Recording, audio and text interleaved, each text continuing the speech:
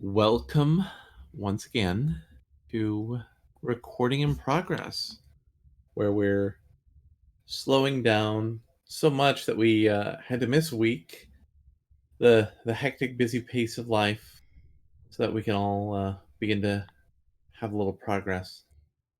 With me, as always, is Mr. Jim Jesus. How is it going, Jim? Well, I did just see the turning, so other I than am that, though, it's been okay. I am turning in my seat, waiting to hear how the turning went because I wasn't going to see it. Mm. So we got a little bit of news, a little bit of reviews, a little bit of this, a little bit of that going on today. So we're going to start off with Jim Lair, formerly known for the Lair Report, being deceased. He passed away. When did this get announced? 2 days ago, 2 days ago. yeah, the So 23rd. he is a culturally significant figure. So Jim, I'll let you read on that. Well, there's really not much to say. I mean, he was the anchor of PBS for a while. He also did Not all too sorts familiar of with him. presidential debates as Mm. the moderator because people respected him back when TV was something people respected.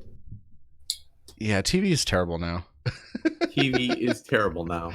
It is just a horrible trash fire. And it's not his fault. That's not his fault. But yep. Anyways, a little bit more in our wheelhouse because we do music reviews. Mhm. Is Neil Peart, Rush drummer, set a new standard for rock virtuosity. Dead at 67. He died of brain cancer.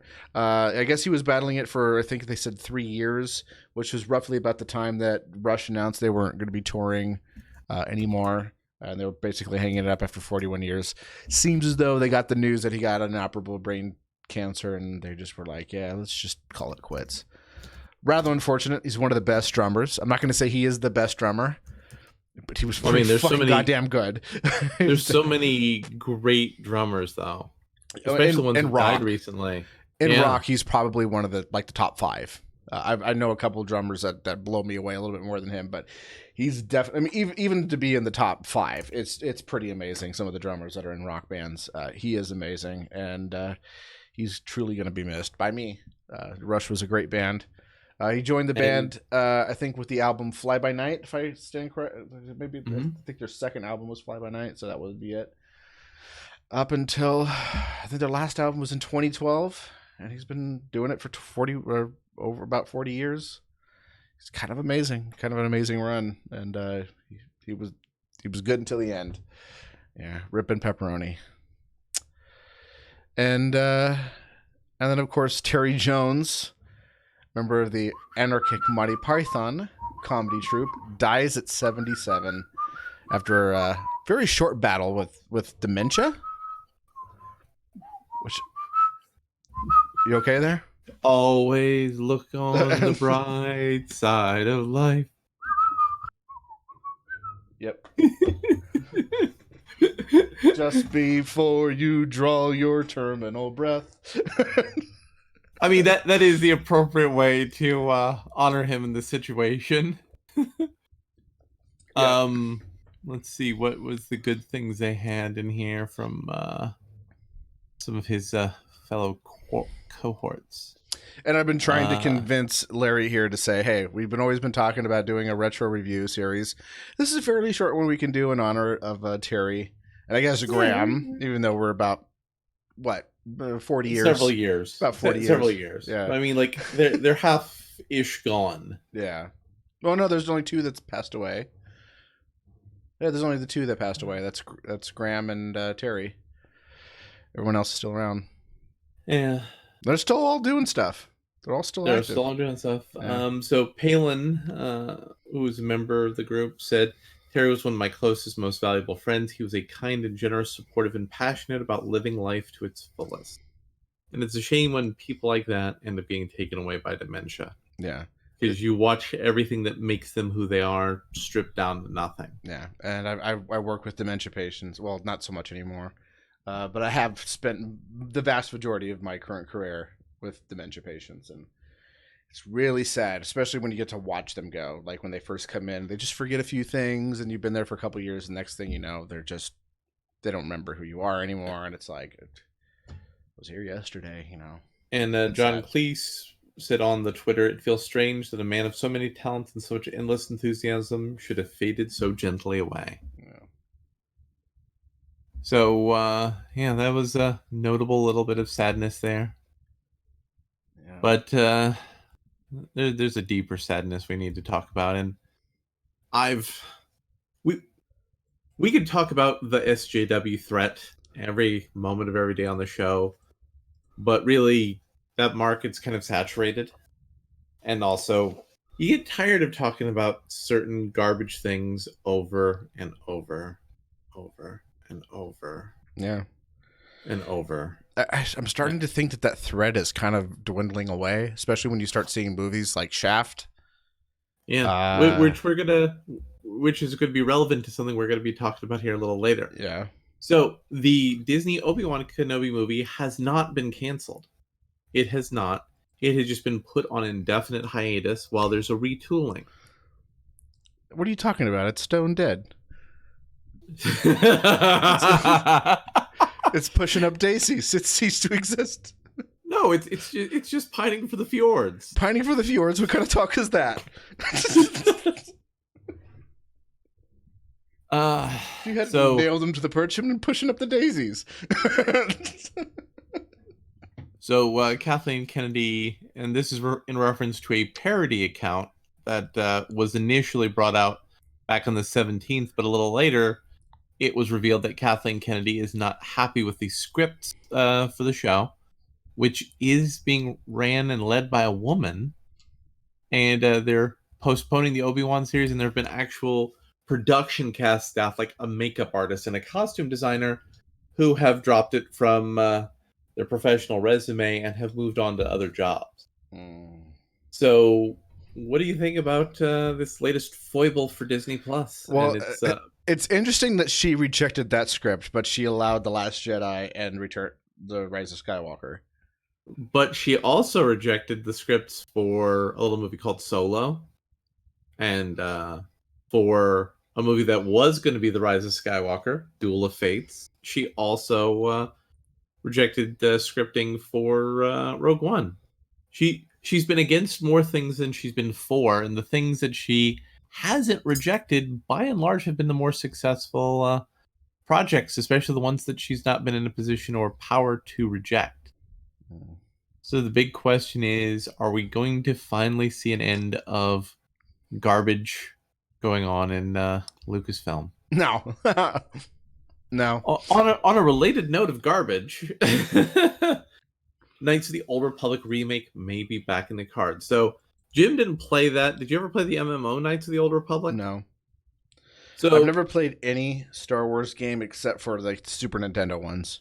Oh, and the Pod okay, Racer for N64, which I that, still that, say that's probably the only good thing that came out of the prequels was the pod racing game. so how much do you know about the game series? Yeah, nothing. Nothing. So it came out fairly similar in time frame to things like BioShock, and it was one of those movies that had one of those video games that had a twist ending that when you first played the game the very first time, the twist kicked in and like, oh shit. And it was very much like the Would You Kindly, where you wake up as an amnesiac soldier on a Republic vessel. And your vessel gets crashed into a planet. You have various Star Wars styled shenanigans on the planet. Then you get taken away to the Jedi homeworld, such as it is in this time frame, and they say, "Oh, hey, you got the Force powers. We usually don't train somebody, but in your situation, we're totally going to make an exception." And then you're attracted on a mission to fight the Dark Lord of the Sith, and then you find out, oh yeah, he was your apprentice, and you were the Dark Lord of the Sith previously. And the Jedi, instead of executing you for being a horrible, terrible person, they decided to wipe you of your mind. Oh, that's And nice. then because it was a Bioware game, you have to decide: do I want to be the good person or do I want to be the bad person? And you had customizable features to upgrade the stats on your party. The standard stuff for this sort of a game. And then they had a sequel that was rushed by Microsoft did a terrible job, didn't come out correctly, and years later, a group of fans and former programmers actually modded all the stuff that was supposed to be in the game originally, where you played a former subordinate to said hero from the first game who did something so horrible you turned yourself away from the Force and you were like a living scar. And somebody who hates the Force, hates the Jedi, hates the Sith, and all that mysticism and nonsense was trying to use you to destroy the Force and reset the universe. And it's a game that has a lot better story, but it was janky and mishandled because it was never really properly finished. Well, they're giving this key to this kingdom to Entertainment Arts. Oh, they always do a fantastic job with their games. They actually did a good job the last game. I heard it was buggy mess, but other than that, it was fun. I don't know. I'm hesitant to try it out because I hear people say that it's really good, but buggy, and I can't stand buggy games. I mean, it's an EA game. Yeah. According to one of my then again, I do really like Fallout New Vegas, and that is a fucking buggy game. Yeah. So this article says that there's a couple different sources at EA that says that this has been moved from the back burner to the front burner. And like this was like a Xbox One game that you could play on your cell phone, though the controls on the cell phone do not port well at all. And so they're thinking, you make it ported over for the new generation of game, you make it to the new generation of games graphics, and you're going to have a good time. There are going to be people who are going to be happy. But this is EA. They're saying, well, no, we're not going to put tons of loot boxes and stuff in it. But, like, is it going to be like a cash grab knockoff for Fortnite?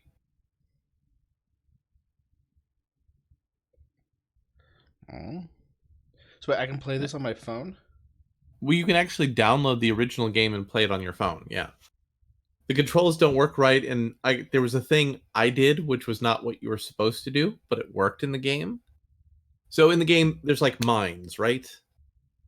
So you could like steal mines. You could do various things with the mines, but what I like to do is there was a board where you have to deal with a rancor. So I would just set up the mines, then bait the rancor to mow through the mines, and then hit it with grenades until it died. Okay.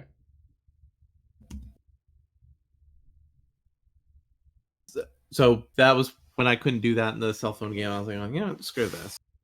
So could I hook my controller up to it and play it, or does it have to use like the on-screen controller or something? I don't know if you could do that with like an Android controller. You could potentially do that. Well, it's a $10 game, so I'm gonna. And believe me, if you played the game originally, it's totally worth the $10 to download it and then get frustrated later by the bad control port. Nice. It's still totally worth it. Oh, hey, I see here there's the thing where they're offering an early screening for DC's Birds of Prey.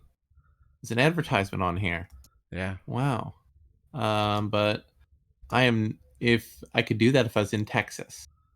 Yeah. But I can't. By the way, there's an early screening today for Peter Joseph's new movie, Interreflections, which is probably going to be terrible.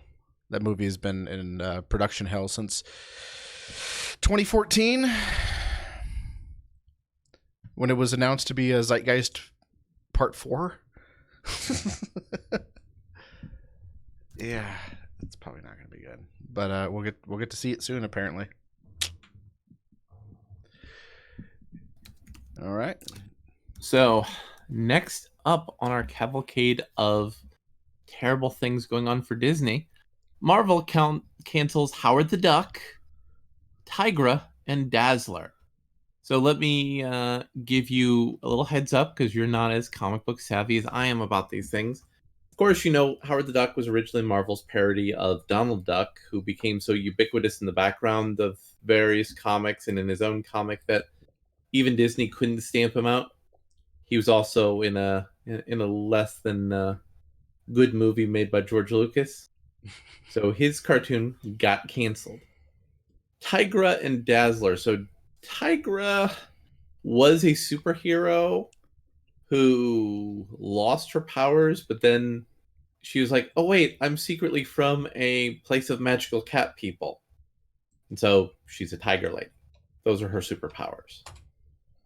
And Dazzler is a disco rocker chick who's a mutant with mutant superpowers, who was originally supposed to be a movie before she was a comic book. And Marvel did so much work on setting up the comic book for stuff for the movie, they just bought out the movie studio's ownership of the character. I was like, wait a minute, Tigra is that Thundercats? No, it's not. That Tigra, if you spell That it is with the Chitara. no. Tigra is a character in Thundercats. Oh yeah, no. It's spelled differently though, I Yeah, think. there's a Y in it. That's why. And however, there is another show, Modoc and Hit Monkey, is going to be is still in production, and a show called The Offenders, which is like a parody about the Defenders. So yeah, Dazzler actually has a lot of a fan base in comics. Kind of like Howard the Duck, she's very much a product of that late 60s, early 70s comic culture that always stuck around with fans. And like at various stages of the X-Men, Dazzler has done various cool things. And they like just keep throwing her into stuff because they know she should be popular, but they don't know what to do with her in the current era of X-Men. So, what do you think's going on with Disney that they keep canceling all this product? I Because don't know. I know the Rise of Skywalker did not meet my expectations, but I don't think that would translate to the other stuff. I mean, Lion King is as bad as it was. I mean, it was still. I mean, it was like one of the best. I think it was the top grossing movie of the one of the top grossing movies of the year last year. People love looking at that trash. I don't know. I mean, like, seems like they're doing well. I don't think it's a money issue. But you know what? There is something new and horrifying to traumatize you, and I know we watch these movies because they're going to be in the pop culture zeitgeist, but I think we're going to skip this one.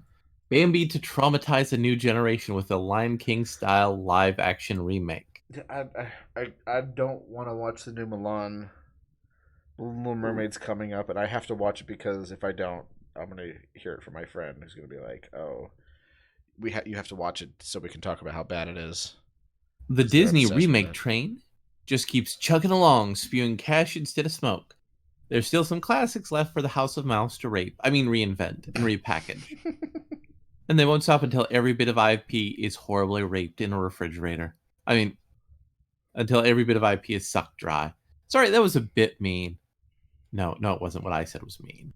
And I know that if you can't say something nice, you shouldn't say anything at all. So I'll try to stay positive from here on out, like Thumper would want me to do.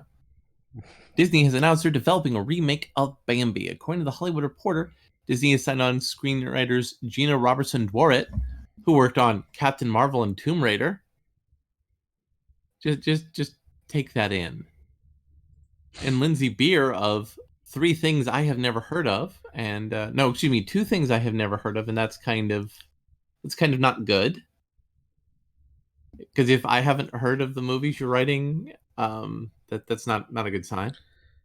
Sarah This is Burgess very is a loser. Chaos walking. yeah, yeah. This is very early, so no director or stars are attached. But what we have here is actually encouraging, because this is from the Mary Sue.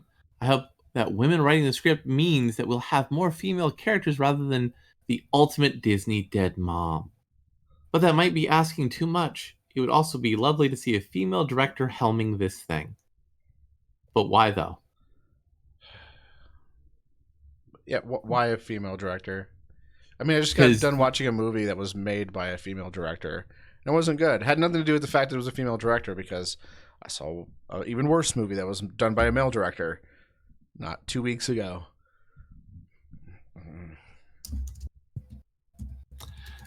They're just Disney's just trying to be woke because they're like, oh, I mean, look, let's be honest here. while Dumbo brought in money, it didn't make a lot of money. The only way these live action remakes work is if they're almost exactly the same as the original. So Why don't they just you're re-release Bambi? You know Disney can do that. They've done it before. the Disney Vault strategy. But I mean, isn't Bambi just going to be on Disney Plus now? Yeah, but I wouldn't mind watching it in a theater. I mean, if they're going to make something in live action, make Treasure Planet in live action or the Atlantis movie. How about the Those would be. Rescuers? So we can get the Rescuers down under. We can dig up Zsa Zsa Gabor. It's best not to. Wait, was that Zsa Zsa or was that the other Gabor? Ava. What? It was one of the Gabors. It's one of the Gabor sisters. So, um, also, can we, in our current woke culture, have Bambi's mom get murdered again, or does it have to be Bambi's dad? Also, do we gender change Bambi? Because I think that's what they're going to do.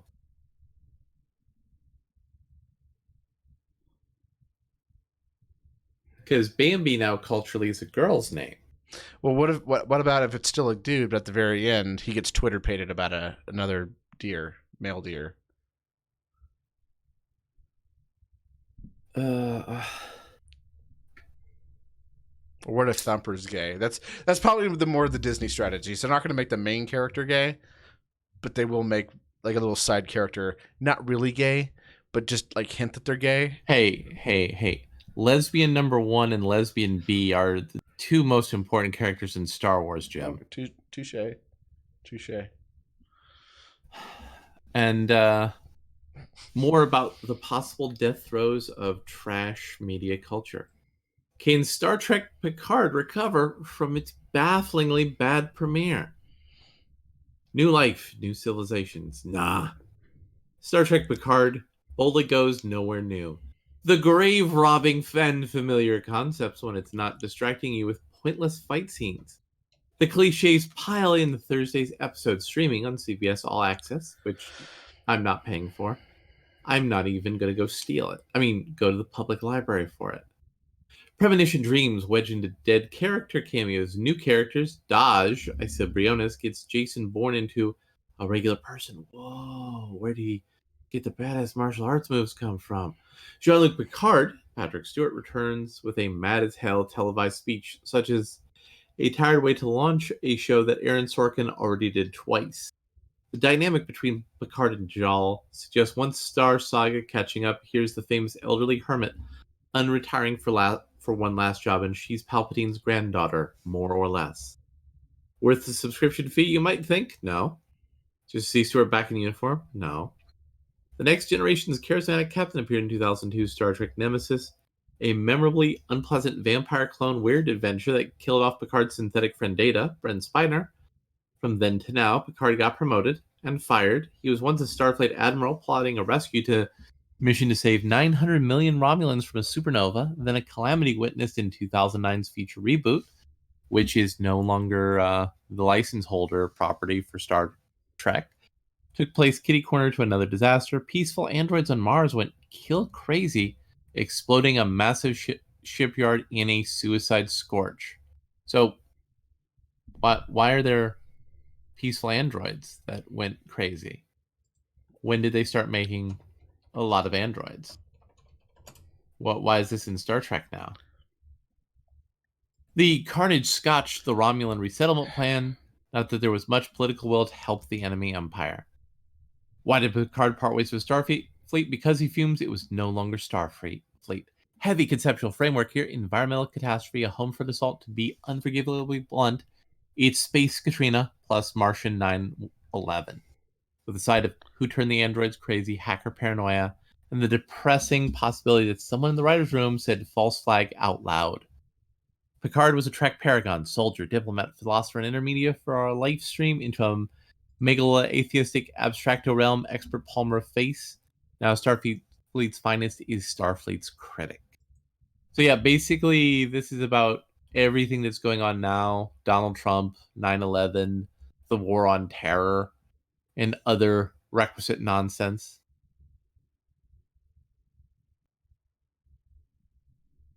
So, what do you think about the final I nail don't. being dug into the coffin of J.J. Abrams' track? I don't think about it. It's nice not thinking about it. Yeah. But there was another great Patrick Stewart moment. He insisted he had to have a pit bull in the show. Well, of course. I mean, yeah, that's what I'm looking at the picture right now. I mean, that's right up there with his insisting on having a dune buggy in the last Star Trek movie he did. For no logical reason. Let's put a dune buggy on a shuttlecraft, but it can fly. What? Why would you need a dune buggy when you have a ship that can fly and also teleport you to the ground? Because But it's a why dune though? buggy. I mean, actually, here in Vegas, dune buggies are a really big deal. I don't know. I don't like going outside. It's hot. I just go outside to get beer at 2 a.m. There you go. 2 a.m. It's just right. Yeah. Well, I mean, yeah. I mean, there's a lot of deserty stuff people like to do out here. Riding dune buggies is one of them. Also, hanging out on the lake, trying to dive down and see the B-52 bomber at the bottom. So Libertarian Clips actually watched this, and yeah, the scenes between Data and Picard was the peak of the show because it actually had emotional resonance, and also Brent Spiner got old and kind of chubby, so they said, "Oh, it's another Sung android that just has Data's memories in it."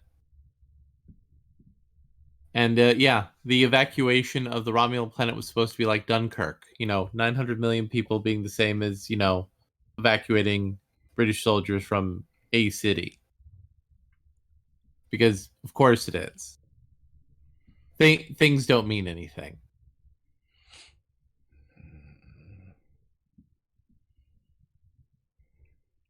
So, now comes the music review. Yeah, so Well, we had a little bit of a challenge this week because Jim's first album was like, "Oh yeah, I've heard everything on this one." yeah. First, you told me like, "Oh, I've heard a lot of this stuff, or a lot of this stuff on that album," and I was like, "That's cool. It's probably going to be a few gems in there." He hasn't. And then he was like, "No, no, no, no. Take that back. I've heard all of the songs on here, just in random places." It's like, damn it. Yeah, it was supposed to be Bjork Post because I just bought that on vinyl, and man, it's a great. And Bjork is basically, I fell in love with her because of Beavis and Butthead. They featured a couple of her videos. Yeah. See, and during that period of the 90s, she had a lot of different cultural resonance. Yeah, she still does, but it's mostly with the music geek kind of scene. If you ask any music geek, they're going to be like, "Oh yeah, Bjork's great. Oh yeah, Swans are great." They're going to be putting their Captain Beefheart. By the way, did we ever do Captain Beefheart? Did I ever force you to listen to that one? Maybe. It'd be hard for you to forget. Yes, but I mean, you've had me listen to some really profound noise. Well, this is some really profound. Are you talking about this particular one? Well, I mean Captain Beefheart, because if I remember, that was like kind of extreme. That was the one where a lot of the. I'll show it to you, and if you can tell me if you remember listening to it or not. Okay. But speaking of noise, this is a very different type of noise. It's not off-putting for most people, and that's Master Boot Record with their album. I believe it's Internet Protocol. Yes, Internet Protocol. So this is an Italian artist who I guess he plays guitars live when he does it live, but for the most part he just kind of programs a bunch of machines to make random like noises and stuff. This is kind of like synthwave if you're really into metal and you don't really like synthwave because it's a little bit too like clean and ethereal. This is much more your kind of avenue into synthwave because it's much more biting. It's almost like the thrash version of synthwave. Would you say that's appropriate? Would you say? Yeah, that's appropriate. It's like I really like metal and I want to like synthwave, but it's just too relaxing and calm, man. I'd be like, no, you need to check out this group, Master Boot Record. And all of their songs are have like weird computery names. This one is Internet Protocol, so the theme is like, I mean, the first song is, let's see, there's FTP, there's IRC, Telnet, Gopher, HTTP, POP3, and SMPT, or TP, which are Internet protocols. And there's not much to say. I mean, I couldn't be like, well, yeah, the song in Telnet, it has like this really ethereal piece or anything like that. Most of it's very high energy. It's one of those like albums that you want to listen to while you drive the car at night, speeding down the freeway, going really fast. Probably not a good idea to listen to that because you're going to, I don't know. Have you ever tried driving a car while listening to, what's that song from Batman Begins? It's going to drive me nuts unless I pull it up. Molasses. There we go. Did you ever listen to Molasses while driving on the freeway? I've never listened to that on the freeway. That sounds like that would be awful. You should try it and try to see if you can maintain the speed limit. This is one of those albums, like if you listen to it, you won't be able to drive the speed limit. You'll be speeding along, cutting people off and all kinds of things. But what did you think of Master Boot Records' Internet Protocol? I mean, Jim, we've gotten to know each other a lot better musically now. Mm-hmm. I like heavy metal. Yep. I like techno. I like various parts of the wave genre. Mm-hmm. So there's like all sorts of things that are like, oh, this is a good time. Yeah. Do you think you could maintain the speed limit if you listen to this while driving? That's the big question. I would depend on where I'm driving. Is the thing. It would depend on where I'm driving because I know places where I can get away with speeding and places where I can't. Mm-hmm. I think this would be dangerous for me to listen to if I listen to it driving. So I listen to it at home and it's great. Maybe play some old first-person shooters like Quake or something. This would be perfect for that. This would be a totally great album for, playing one of those kind of video games, too. Yeah. All right, so on to your comic book. On to the comic book. By the way, I posted a link to their main band. The Master Boot. Yeah. To their Bandcamp, which the first one listed is going to be a Master Boot record as of this recording. So there's been a lot of things that have been going on in indie comics, and it's gotten so esoteric I've not been able to really bring the drama here, and that's another reason why I've kind of been getting fed up on internet drama YouTube, because it's just the same noise all the time. But this was a project I backed. A lot of the projects have been slow to get to me, which has been a little bit annoying, but this is a project that's backed by a writer artist who does the whole thing. It's a fairly basic manga story about a magical land, people with magical powers, one side wanting them to be used one way, one side wanting them to be used another way. Special kid gets escorted off to be raised elsewhere, and end credits for the sequel part of the comic. And I enjoyed it. It was well put together. Construction of the book was good. It was black and white, which was something that was important to me because I'm looking at doing a black and white book, so I wanted to kind of get a vibe for that. And actually, that's something I'm going to have to talk to my artist a little bit about now that I actually have money to start making the art happen here soon-ish. I'm kind of getting tired of things that aren't a complete story in these independent comics, things that are basically just sequel bait. I want something that has room for sequel, but it's also bait at the same time. Okay. So it's a fine comic, and maybe he's gonna get another publisher to help him produce more of these because he can do the whole thing himself. So he can keep his costs pretty low to produce. So if he were to get with an alternate comics and just start selling and printing through them, that would take care of a lot of the logistical headaches for him. So I also got a mini series from Marvel, which involves Conan and Moon Knight, but they also bring in some lesser characters made by the creator of Conan. So for those of you who don't know, Conan's creator actually had a character that was more famous than Conan. Conan was actually the second time he did the barbarian hero king character. The first time was Kull, who was later retconned in some editions of Conan into being his actual grandfather or father or ancestor. So he basically redid the initial Cull story as a Conan story and tweaked a few things, and thus Conan and the pop culture influence of Conan popped out. He also did another character called Solomon Kane, who he's got the little stick there fighting the snakes. Who Solomon Kane was a terrible person, a pirate, a slaver, guy who was a blasphemer, all kinds of horrible. And then a demon came to claim his soul. He defeated the demon in the nick of time, and he decided to turn his life to being an avenger for God to, earn him redemption in his pathway into heaven. This is not a character that fits into the ethos of Marvel Comics as it stands today. Also, there was Agnes, who was like a 17th century female warrior type who was supposed to be arranged marriage, but murdered the guy she was supposed to marry, nearly got sold into prostitution, then got trained into being a mercenary swordswoman. So when Marvel got the Conan rights back, the ownership group for the Howard estate said, hey, what if we give you these other characters? What if you do something with all of these characters in Marvel Comics? Because we're trying to get those IPs back up and running, maybe get a movie deal, and if possible, maybe even get a movie deal with you, and maybe even get you back in on the Conan movie rights, even though that's kind of complicated and convoluted right now. So this is a 4-part series that involves Moon Knight as the principal character.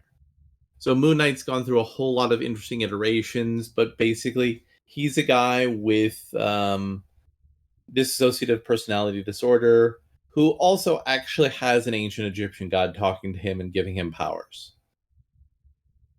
Both? Yes, both. Are we sure about And that? yeah, he gives him powers, but he's mostly Batman. But he also does occasionally have powers from the ancient Egyptian god. And so they have a figure that's basically Howard, who mystically summons these 4 heroes together to fight a war across time and in multiple parts of Earth to be part of the war of Set, the ancient Egyptian god, and rival to Khonshu, the god of the moon, and the Worm, who is the chthonic demon set that they have featured prominently in some aspects of Marvel Comics. So this comic was dragging these other characters back into the Marvel spotlight, and they didn't do anything interesting with it. You got a guy who's mentally ill, who's basically a Batman character and is a gritty street level crime fighter most of the time with Conan, fighting in ancient prehistory, also with a red haired warrior maiden from 17th century France who fought her way from not being sold into a brothel, and a former slave trader who murders demons and sinners for God to try to redeem himself. What would you imagine would be a good way to do that story? Mm-hmm.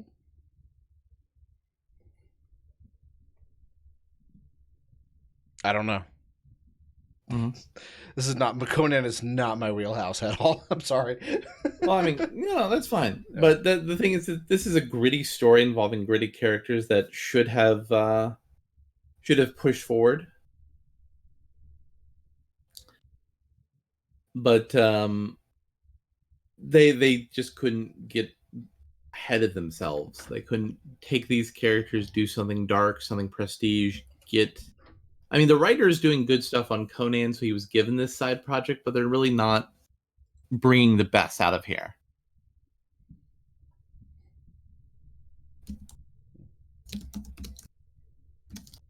So it's goodish. The art's okay, but it's more of a disappointing project from Marvel.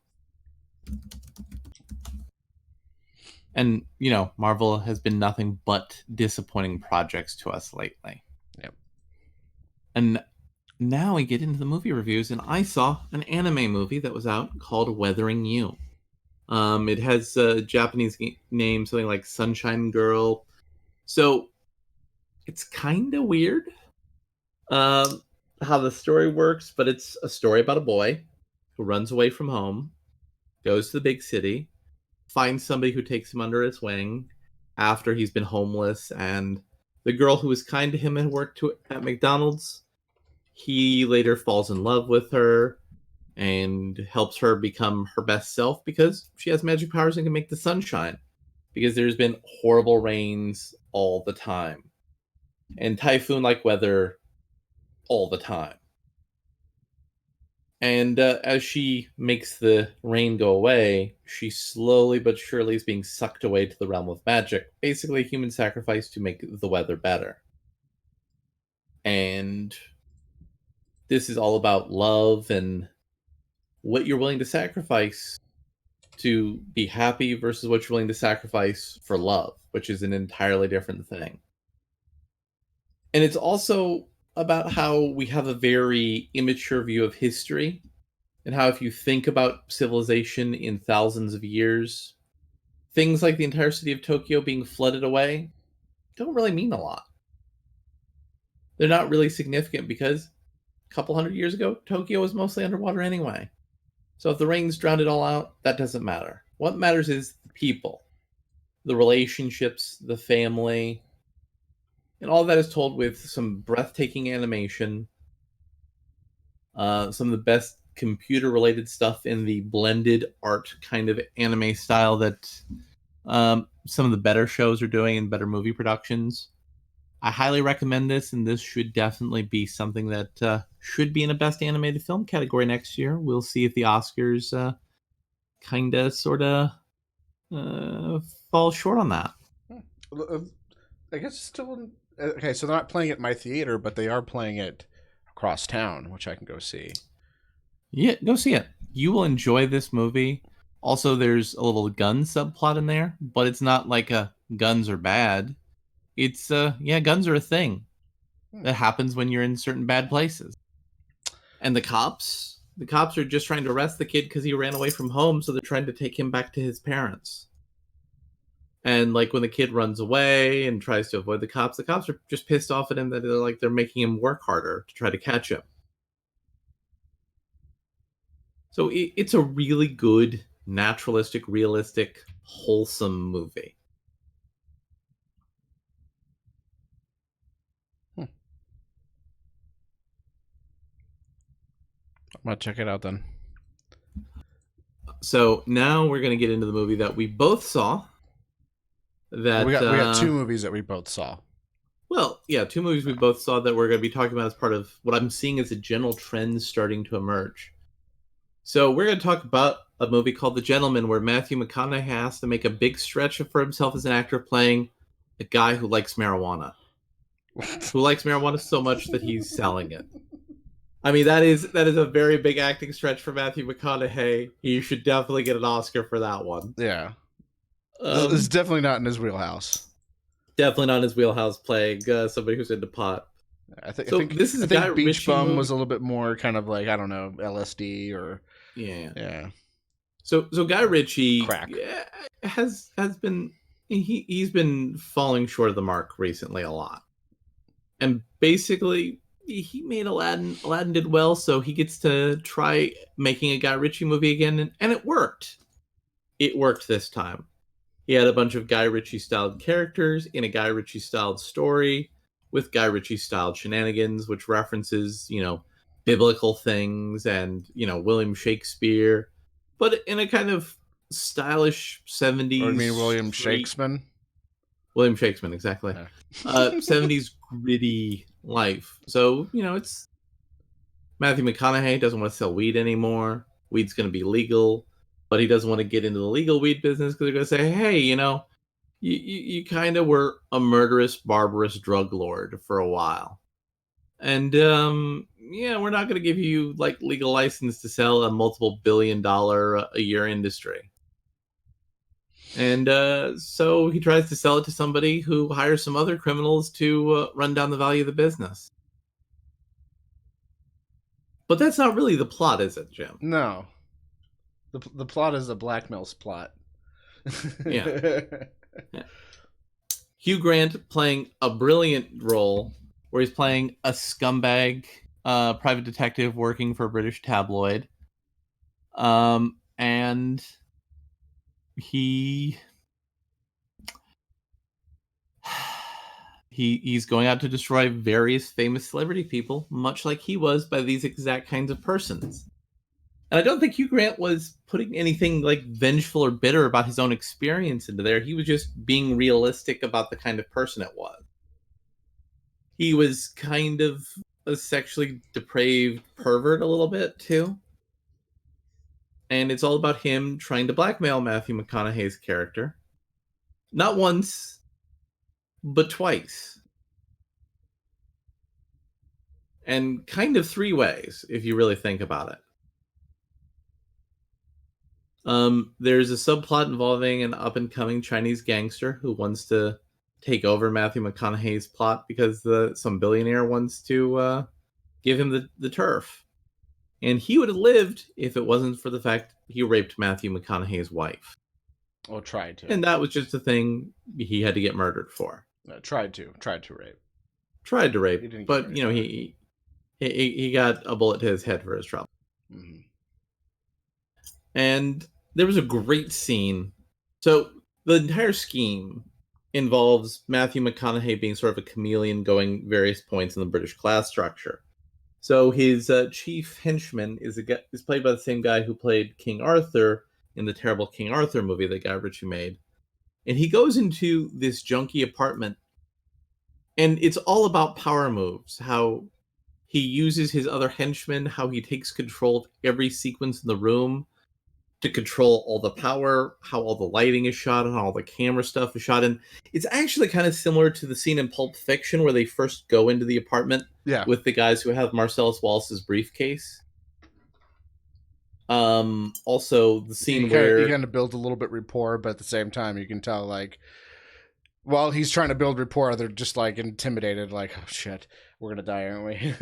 Or like the sequence where in Snatch with Bricktooth, where the two pawn shop guys are there with their actual criminal degenerate friend. Like Bricktooth's like going, "You guys don't know who I am." They're like, "Who the F are you?" Well, the other guy just raises his hand and says, I know who you are. And you're like, good, that's going to save some time. And what is with, hold on, but no spoilers, but what is with Guy Ritchie and pigs? You know, I have questions about that. Yeah. I'm not entirely sure I want to know answers to that. I'm guessing maybe he grew up near a pig area. He doesn't like his I feel like that's where he's drawing that from. Like, you know, you hear stories if you live around a farm. Yeah. So maybe he grew up with pig farmers, or he's got a pig farmer in his family who's probably a pig farmer neighbor or something, and he probably heard some like he really hated his pig farmer neighbor. He was like, I'm gonna have it out for these guys. I'm gonna paint them as the worst possible light. But I also saw Bad Boys for Life, which was amazing. Oh, we're doing that already? Well, no. I'm segueing a little bit into the broader topic. So Bad Boys for Life, just like Jim said, is if you like the original Bad Boys movies, but you don't really like the Michael Bay stuff, there's like half to maybe a third of the Michael Bay stuff in there, but everything else you like about the Bad Boys movies. Mm-hmm. And what I'm wondering is the 90s style action comedy kind of movie making a comeback? Are we seeing the start of that returning? I hope so, because Snatch was... Guy Ritchie was a Lock, Stock, and Four Smoking Barrels, right? And then Snatch, which I think Gentleman was much better than those two movies, surprisingly. I've been thinking about it a lot since I just watched it. And I had plenty of time to think about it while I was watching The Turning, because nothing else was happening. Yeah, I hope so. I really do hope so. I'm hoping that the lesson that we learned in 2019 was, like, yeah, it's great to have those amusement ride movies. And the amusement ride movies can have meaningful storylines, like in Bad Boys for Life. Will Smith has a grandkid. I would not say that this is I'm talking about like Marvel movies, DC movies. But I mean, come on, it's a little bit of an amusement park movie.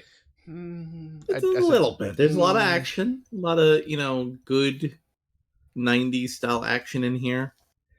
and with just enough of a story here that it's not like completely a theme park ride. No, I think it's just a standard comedy movie, but Oh. there's action sequences in it. But I mean, you also look at Shaft, which we saw last year, Hmm. and then there's Six Underground. There's a which was made by Michael Bay.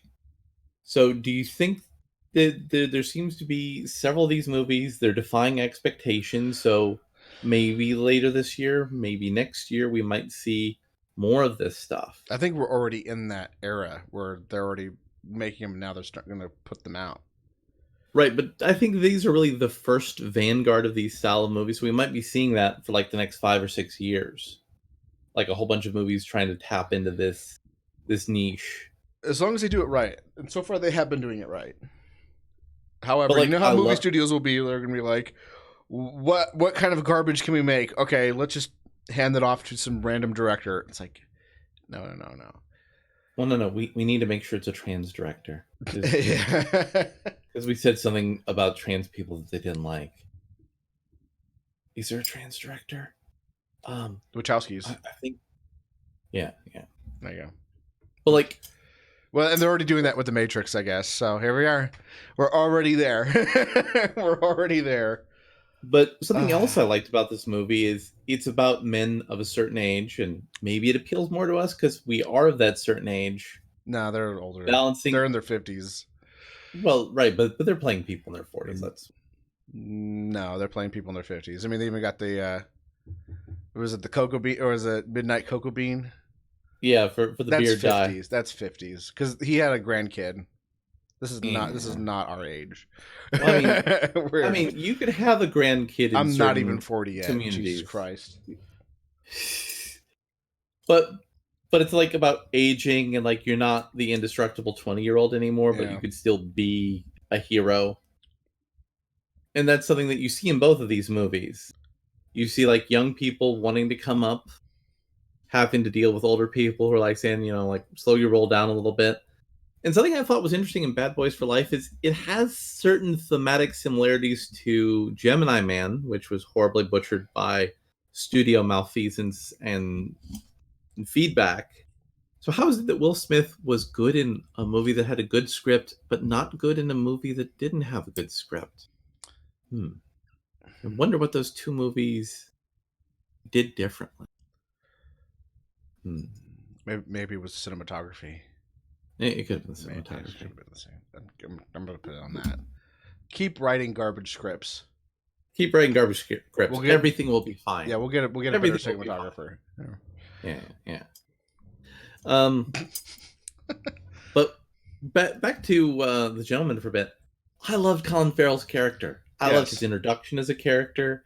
I love the fact that the his like students were like a major plot device in the movie, and like he's going like, Jesus, who did you steal the direct from? Okay, just so long as it's not Matthew McConaughey's character. How did you know, boss?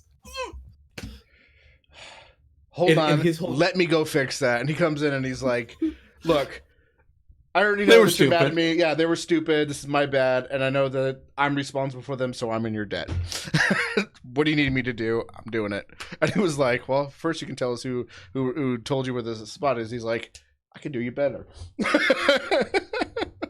I could do even better than that. Come out to my car." Yeah, that was so great. Colin Farrell nailed it. Oh, you're losing. No, he's there. No, I'm Yeah. still here. Um, I'm trying to think what else. That's what did you think about the whole subplot with the head of the Asian mafia? I thought And I thought that was interesting, especially how like well connected he was. That he was like that he got. Well, I'm not going to spoil it, but that he was able to infiltrate his organization that deep. yeah, and that's really the thing is that it's such a good movie about showing. Yeah, I could just brutally murder you with guns blazing, but I'm going to be smart and demonstrate my power like a smart, credible person. Again, this is a well thought out, well designed, well scripted movie. And if Guy Ritchie could just do more stuff like this, we can have more Guy Ritchie movies again. I hope so. I hope so. But, if he doesn't do that, we may have movies like our next movie on our list. Oh, do I had God? Do I? You saw this movie, Okay, so you volunteered yourself as tribute for. I got to stop doing that because I want to watch bad movies because I want to hopefully find that next room. Find that next. I can't talk right now. I have to poop. Yeah, I mean, and we got a couple. I mean, we got Cats. We got The Fanatic. This was neither. And, I went and saw Doolittle. I went and saw this.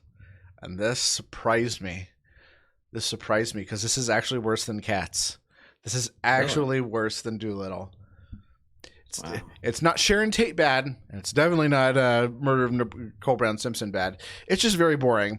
So the movie takes place in the early 90s. Like the movie opens up with like the news story about Kurt Cobain committing suicide, and there's a whole fans mourning, and this it zooms out, and she's like, "Oh, that's terrible," and she was like, "Oh, what are you doing?" I'm like, "Oh, I'm packing up because I'm gonna move away and have this live-in job, and I'm sorry to leave you like this roommate, but this is an opportunity of a lifetime, and I'm a teacher, and I instead of dealing with 25 bratty kids, I only have to deal with one, and it's gonna be great, and I get to live there, and it's a nice beautiful house." And she's like, "Bummer, well, have fun." And she goes, "Yeah, but I have to go visit my mother before I go to this thing because obvious foreshadowing." Obvious foreshadowing. So she goes and visits her mom, and her mom's in a mental institution, and she's painting, and she's crazy, and that's all you need to know is that she's painting. And she gives her a portrait that she drew of her, or the mother drew of her daughter, played by Mackenzie Davis. Which, by the way, Mackenzie Davis is a great actress. Why do they keep putting her in garbage? I don't know. Anyway, and so she goes off to this house, and it's a beautiful house that you can tell has been under some neglect, so it's kind of got that kind of gothy, kind of dirty, old, beautiful mansion kind of vibe type of thing. Almost Tim Burton. If everything was askew, it would have been Tim Burton, but it wasn't. And she goes there, and she meets the head house, and she's kind of weird, and she goes and she meets the young daughter, and she thinks that that's all they have to do is just hang out with his daughter. But it turns out, no, there's an older son too, who's off in boarding house, but you don't need to worry about him because he's not going to be here. You just got to take care of the daughter for the summer. And she bonds really closely with the girl. The girl is totally normal. Unfortunately, her parents got murdered. Or not murdered, but they died in a tragic car wreck right outside of the gates, and the daughter saw it, and so she's kind of traumatized by that. But in the movie, she's not traumatized, and it's kind of confusing because it's like the girl is normal. Are you saying that there was possibly some reshoots to this movie, and they may have just left some things in? No, if there was reshoots, it would have been better. Didn't you say there was like a whole bunch of stuff in the trailer that didn't actually make it to the movie? Yeah. There's some stuff that was cut from the movie.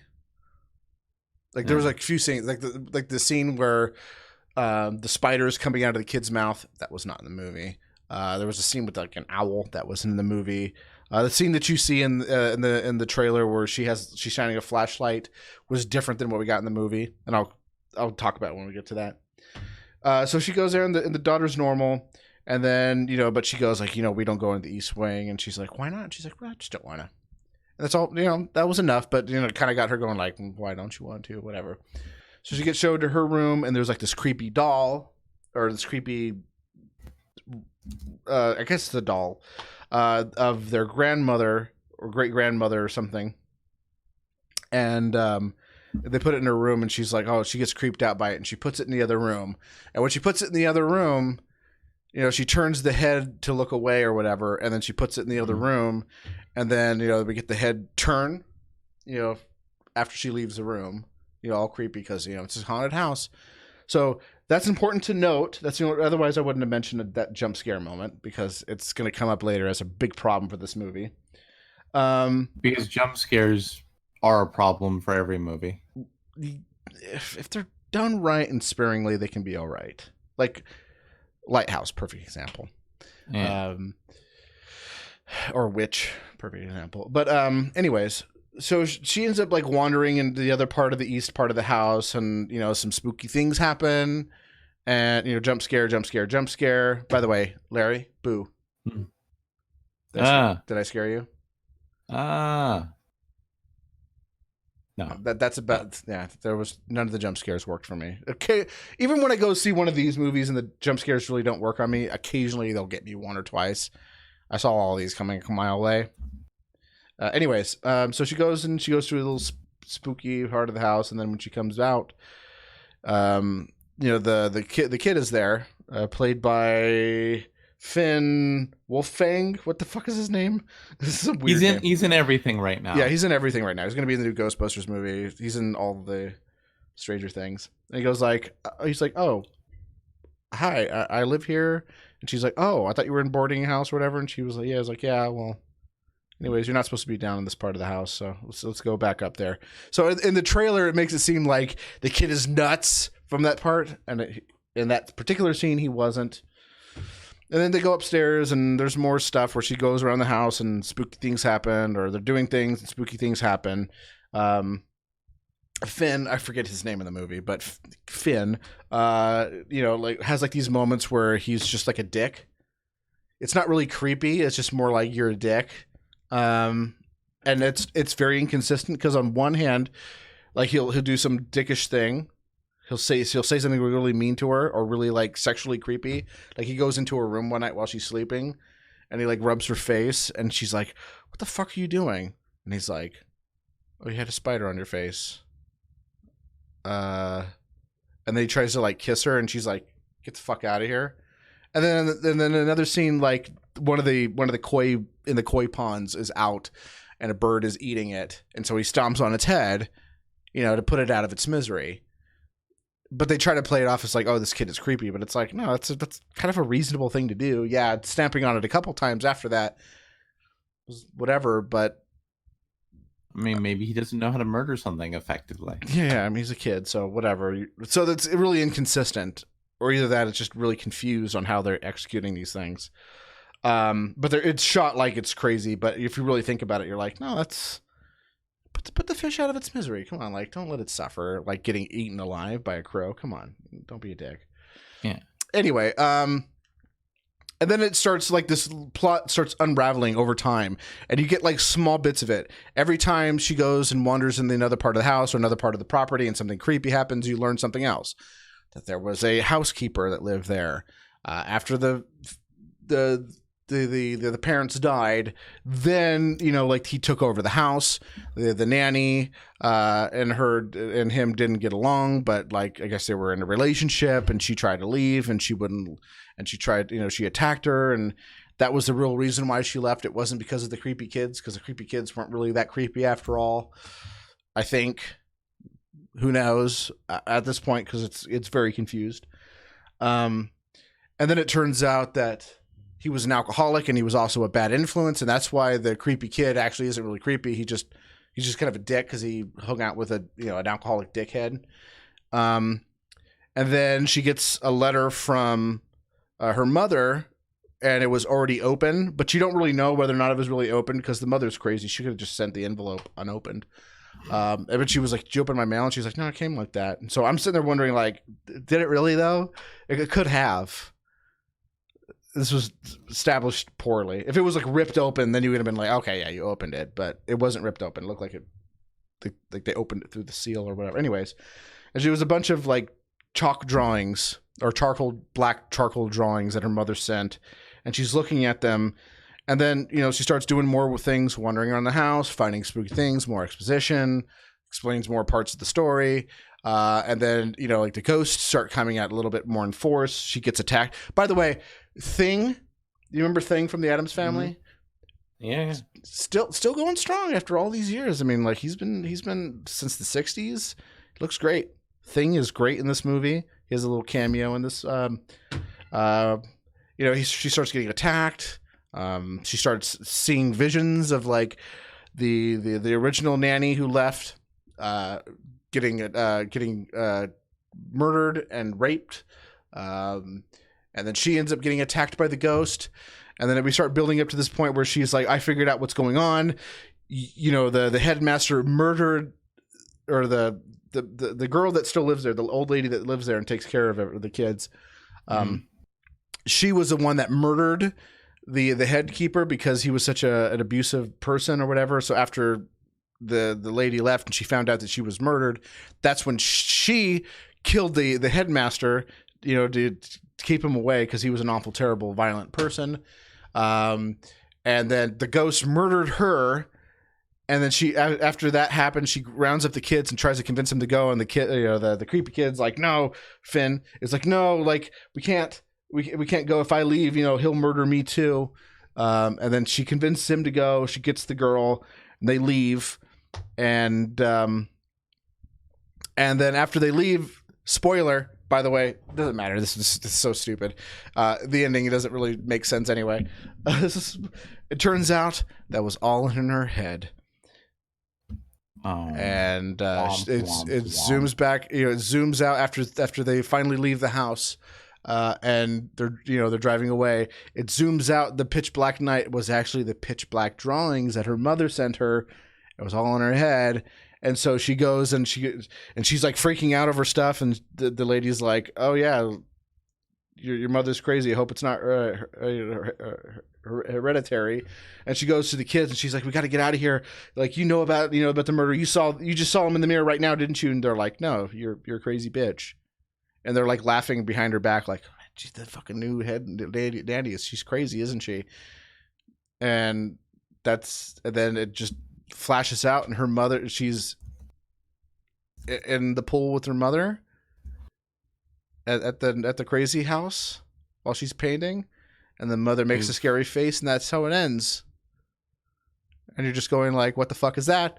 And the people in the movie theater with me, there's a group of ladies who were like, "What the fuck was that? I just wasted 2 goddamn hours of my goddamn life watching that piece of shit. I'm gonna go get my money back." And when I left, they were at the ticket counter going like, give me another ticket to another movie. I don't know what the fuck I just watched. I don't think they were successful. But the big problem with this movie is that halfway through the movie, after she tries to get the kids to just go to the koi farm to get a new replacement koi, the girl starts freaking out as they're leaving, and the Finn is like, "Pull the car over, like stop the car," like, 'cause she's freaking out as they're leaving. The little girl is freaking out, and he keeps telling her like, "Fucking stop the car, stop the fucking car." And then he screams like, "Stop the fucking car, or I'm gonna fucking kill you." And then she pulls the car over, and he gets the girl out, and she starts freaking, and she runs off, and he goes up to her, and he's like, "You're a stupid bitch. Like, I know what haunts you in your sleep, and I'm gonna fuck with you, while you're here. Yeah. Like, I can't believe you should have stopped the car when I told you to do it." And then she goes and tries to apologize, and the girl's like terrified of her, and he's like, "Fuck you, bitch! Like, you terrified her. Like, get the fuck out of here! Like, how dare you?" So she leaves, and she calls her friend, and her friend's like, "Yeah, you should come back. The room's still open for you. Come move back. It's great." And she's like, "Yeah, I'm totally going to." And then at the last second, she goes, "Wait, I can't, because I said to her, cross my heart and hope to die, that I wouldn't leave her. So I have to go back." Womp, womp, womp. And it's like, why even have that fucking scene in the movie at all? It didn't go anywhere. And most of this movie doesn't go anywhere. It's just one boring jump scare after another. It explains another plot. Like, at first, the movie was like, I don't see what the problem is with this movie. Why is everyone hating on this movie so bad? And then as it kept going, I was like, okay, I'm bored. The pacing of this is so fucking slow. There's multiple times where I pulled my phone out and was looking at, like, is this fucking movie over yet? It's just not good. It's not the worst movie of the year so far, but that's only because we got The Murder of Nicole Brown Simpson. And if we didn't get that fucking offensive piece of garbage, this would have been it. This is actually worse than Doolittle. This is worse than Cats. This is worse than The Fanatic. But unfortunately, like those two movies, those are so bad it's good. This is just boring and stupid, and the ending just leaves you going like, fuck you, movie. Why are you wasting my goddamn time? You put me through this whole part of the movie that never happened just so you can be like, oh, she's crazy. All right. Well, if you're going to make her crazy, why don't you just have fun with that? They didn't. Yeah. It was just all in her head. And there's nothing worse than a dream sequence in a movie where you're like, oh, it's a dream sequence. But So there was a good like 45 minutes of this movie that was just a dream sequence, and that's the even more frustrating part of the movie. And then it leaves you on the point of like, well, is she really crazy? I Yeah, she's mean, probably crazy. yeah, that's the lazy way to explain it. But you have to think about whether or not, like, was she really crazy? I had to sit there and think about, like, was she really crazy? Like, that was the implication, but it wasn't 100% clear. And then on top, then you start to think, like, wait a minute, then why did the doll in the very beginning twist her head? Because she wasn't in the room when the doll twisted her head. So was it really haunted or not? This was bad. This was just terrible. No, fuck you, movie. No, so anyways, fuck So you. It's what do you January think? is almost over. What do Thank you think God. about how mixed up "Fuck You, It's January" was this year? There was like three really solid movies we've seen so far, and Well, we didn't see a couple of them. We didn't see The Grudge. We didn't see the water movie. What the fuck was that one called?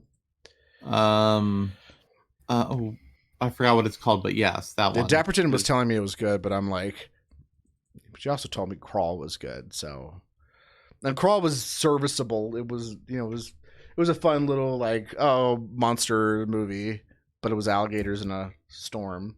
And if I had actually lived through a hurricane, I now know that none of that makes any fucking sense. But None of that makes whatever. any sense at all. It's like what? But I don't live in Florida, so it was entertaining. But this doesn't. But if I'd known what I've known now going into that movie, I would have been like, nah, I'll just wait for it to come out on DVD, or I'd probably just got it from the public library or something. It really wasn't worth me getting out of my chair, but it wasn't bad. I'm looking like this was pretty. What was that movie? It's gonna drive me nuts unless everyone is like, "What the fuck movie are you talking about, Jim?" What movie was that? That was. Oh, it's probably not even in the theaters anymore. It was. And I've also noticed like Fandango hasn't really been good at posting what the next movies that are coming out are going to be. But so we start. You want to start the Monty Python thing with Monty Python and the Holy Grail? Was that their first one, or did they do a Monty Python Flying Circus movie first? No, I think Holy Grail was first, and Let me see. Because they also did a film version of some of their skits, which I think was called. Oh God, it's gonna kill me. Films. Yeah. So the first one is Now for Something Completely Different, and then it's the Holy Grail. wait a second. Let me see if this is here. No. 1971, and Now for Something Completely Different. That's interesting. That is actually not. Doesn't look like that's on Netflix, but the rest of the stuff appears to be. Yeah. That's weird. Well, I have copies of all the movies anyway because I fucking love them. But do I have that one though? Let me check. Let me check my Blu-ray collection that I legitimately paid for. Obviously, but who fucking cares? I've bought all these movies on VHS and DVD. Back in the day. Yeah, they already have plenty of my money. Well, No, I just have Life of Brian and Holy Grail and Meaning of Life. So I have to get this one then. So we'll start. We'll do that next week. Now for something completely different. Worms. Yep.